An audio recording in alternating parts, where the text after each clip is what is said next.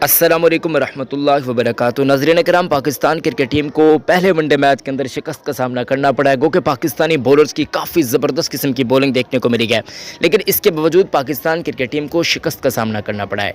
अब काफ़ी ज़्यादा वजूहत हैं, आप लोग भी जानते हैं कि एक तो फ़खर जमान की कमी काफ़ी ज़्यादा हमें देखने को मिली है, क्योंकि साइम अयूब और अब्दुल्ला शफीक बेशक हम मान लेते हैं कि बहुत बड़े खिलाड़ी होंगे, अपने घर के बहुत बड़े खिलाड़ी होंगे, लेकिन भाई साहब इन पिचेस पर इनका कोई काम नहीं किया है। यानी कि इन पिचेस पर इनका कोई काम नहीं किया। इसका साफ और क्लियर कट मतलब यही है कि भाई साहब इनकी जगह पर पाकिस्तान टीम के लिए अभी बहुत बड़ी अच्छी चॉइस फ़खर जमान साबित हो सकते हैं, और फ़खर जमान से कोई अच्छा और बेहतर खिलाड़ी इस वक्त पाकिस्तान क्रिकेट टीम के अंदर मौजूद नहीं है।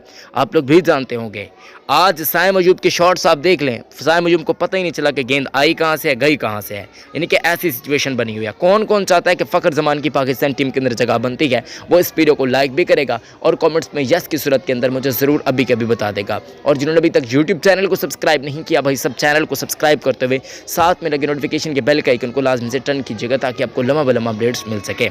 अब दोस्तों साइम अयूब की बातचीत करते हैं। गो कि एक अच्छे खिलाड़ी हैं, बहुत बेहतरीन खिलाड़ी हैं, यानी कि बहुत अच्छी कारकर्दगी इनकी पास्ट के अंदर देखने को मिली है, लेकिन साइम अयूब डोमेस्टिक क्रिकेट के अंदर अभी मजीद रगड़ा लगेगा, इनको फिर ये बंदे के बच्चे बनेंगे, क्योंकि अभी तक लग ऐसे रहा है कि ये जैसे इनका पर्ची वाला सिस्टम है। यानी कि वो स्ट्रेटजी इनकी नज़र नहीं आती कि भाई सब किस तरीके की कारकर्दगी दिखानी है, क्या करना है, किस तरीके की परफॉर्मेंसेस दिखाने है।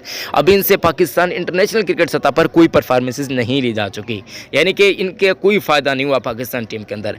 ऑस्ट्रेलिया के खिलाफ इनको मौका मिला, हर जगह पर इनको ट्राई किया जा गया, test, ODI, one day, T20 match, हर जगह पर इनको मौका दिया गया। आप ज़रा गौर से देखें, लेकिन आप बोलो मुझे इनकी एक परफॉर्मेंसेस के अलावा कोई अच्छी परफॉर्मेंसेस दिखा दें, कोई अच्छी कारकर्दगी है ही नहीं इनकी।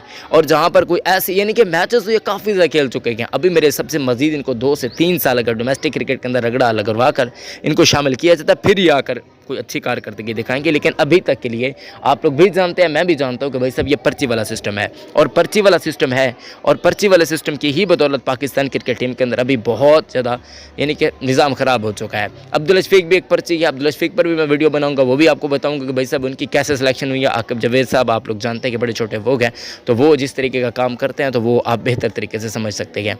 यानी कि वहाँ पर भी एक ज़बरदस्त किस्म की पर्ची हमें देखने को मिल जाती है, हर जगह पर पर्चियाँ पर्चियाँ पर्चियाँ ही हमें देखने को मिल रही है। यही वजह है कि पाकिस्तान क्रिकेट टीम का बेड़ा गर्क हो रहा है, और ये बेड़ा गर्क करवाने में पाकिस्तान के बड़े छोटे सारे मौजूद हैं, क्योंकि अगर वो बंदे के बच्चे बन जाते हैं फिर आप लोग भी जानते हैं कि पाकिस्तान टीम की कारकर्दगी बहुत अमेजिंग हो जाएगी, जो कि अभी तक हमें नज़र नहीं आ रही। और ये कारकर्दगी कब तक अच्छी होगी मुझे नहीं पता। मेरे हिसाब से पाकिस्तान टीम के अंदर इनकी जगह बनती है फ़खर जमान की, और साइम शाम ये जो जितने लड़के हैं ना कल के लौंडे, ये कोई अच्छी कारकर्दगी नहीं दिखा पा रहे।